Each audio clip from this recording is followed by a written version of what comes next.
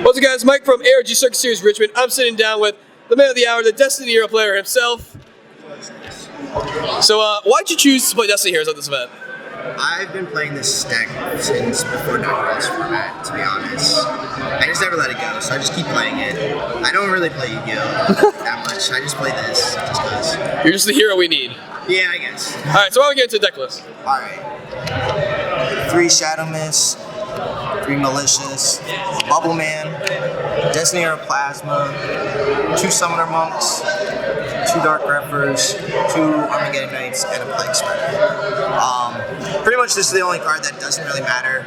I never summoned it. It doesn't do anything. It's just there for another Destiny Hero target, for D-Draw, Allure, Dark Repper.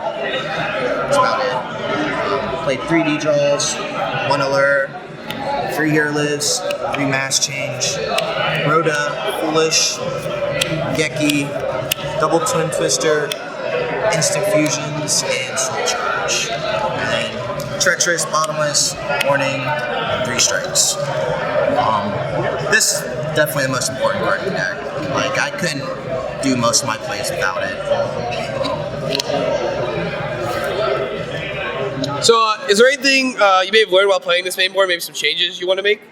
I probably wouldn't make any changes. Like, it was the best, 40 cards. I mean, maybe not play Regeki in the main, but I just played it because my Cosmo matchup's not that good, and I can make Dark Ball and then Regeki them, or make a Beast Dweller and then Regeki them, so it works out.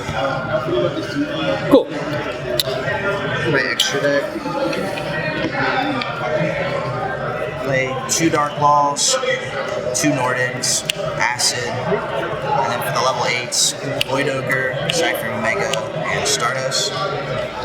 Frank Force, Utopias, Inflasia, Castel, Diamond Dire, Beast Dweller, and Digesto Emerald.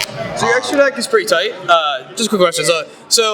How did it become that you decided that these were the synchros you definitely wanted to run, and these were the rank 4s? Like, what was the decisions that were made before the event? This you have to play because you need it for the Cosmo matchup. Just lets you swing over anything. It's the only rank 4 that you can just attack with. That's huge. This Dweller, because it's just like having another Dark Ball. Diamond Dire and Castel just to out cards. Inflasia because it's usually my turn 1 play to go with Dark Ball or Void Ogre and my synchros. And then Emerald is really important because with Emerald you can essentially infinitely loop these cards together.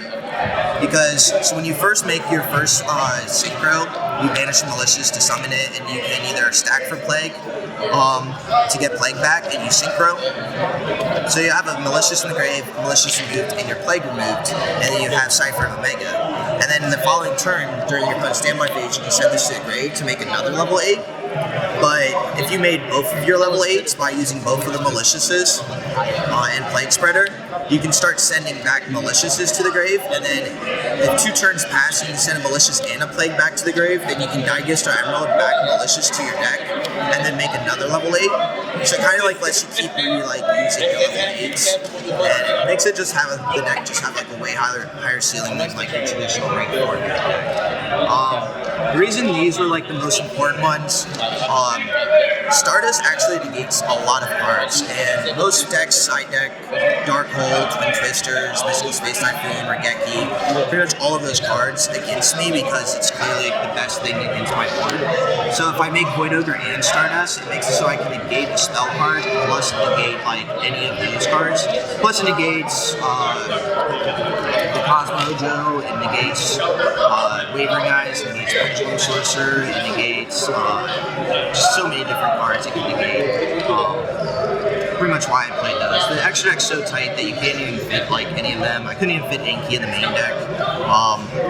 Acid, you just have to play it. I never summon it because I only play 1 Bubble Man, but you don't want to miss the opportunity to be able to just hit all their back rows.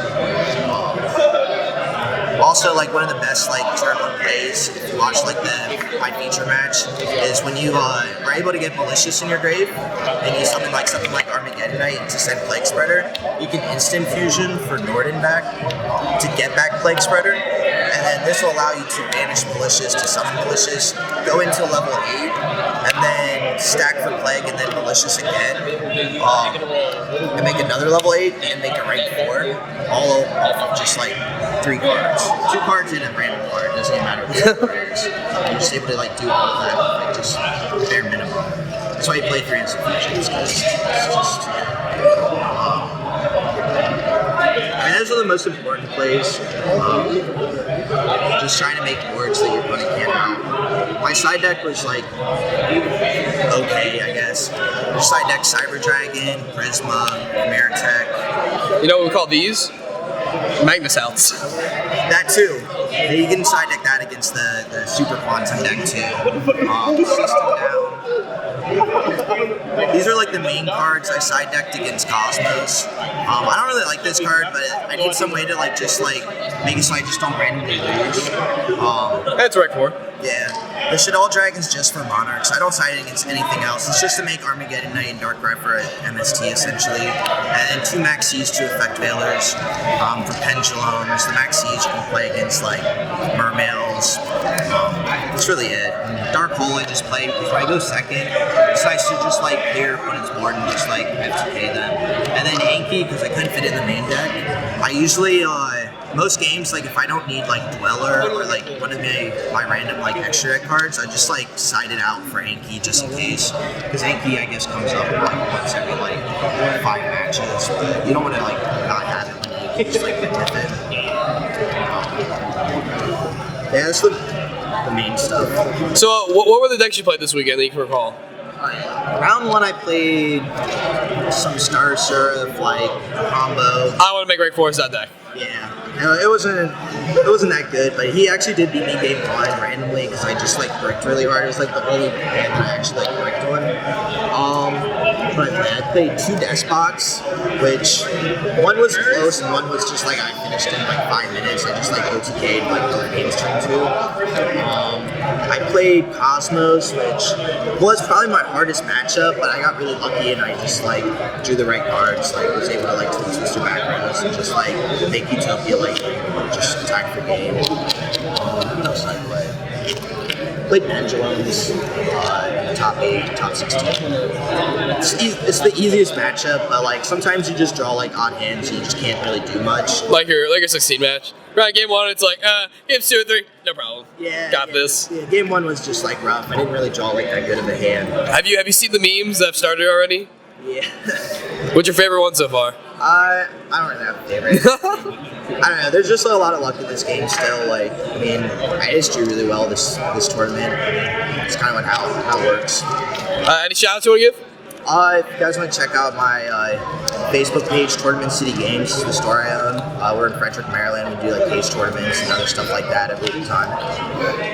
That's about it. That's about it? Yep. Alright, well guys, make sure to subscribe to AlternateGames.com. If you want to be as good as this guy, make sure you always play hard or go home. Thanks for coming today.